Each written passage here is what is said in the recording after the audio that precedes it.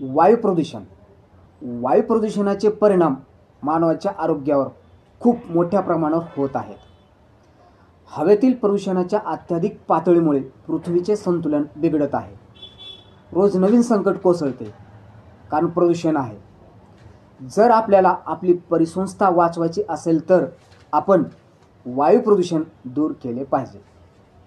मग हे वायू प्रदूषण रोखण्यासाठी याच्यावर काय उपाययोजना आहेत?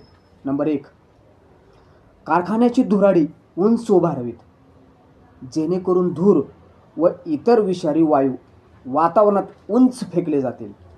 नंबर 2, वृक्षारोपण, वनीकरण, वन संवर्धन व वन संरक्षण यासारख्या योजनांची काटेकोरपणे अंमलबजावणी करावी. नंबर 3, वनस्पती या हवा प्रदूषणाच्या सर्वोत्तम नियंत्रक आहेत.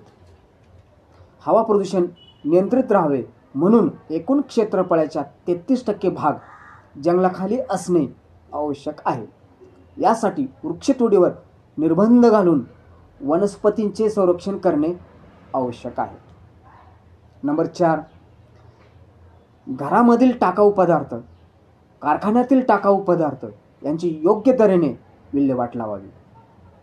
नंबर 5, विविध कार्यक्रमाद्वारे जनजागृती करून प्रदूषणामुळे होणारे भयंकर परिणाम लोकांच्या लक्षात आणून द्यावे. तसेच नंबर 6, आज आपण जे वाहन वापरत आहोत या वाहनात वापरण्यात येणाऱ्या इंधनाची ऊर्जा सुधारणे तसेच खनिज इंधनाच्या वापरावर निर्बंध लावणे हे वायू प्रदूषण रोखण्यासाठी काही उपाययोजना आहेत. संयुक्त राष्ट्र संघटना आणि जगातील आरोग्य संघटना यांनी हवा प्रदूषण नियंत्रण संदर्भात कायदे करण्यासाठी सदस्य राष्ट्रांना मार्गसूचना केलेल्या आहेत.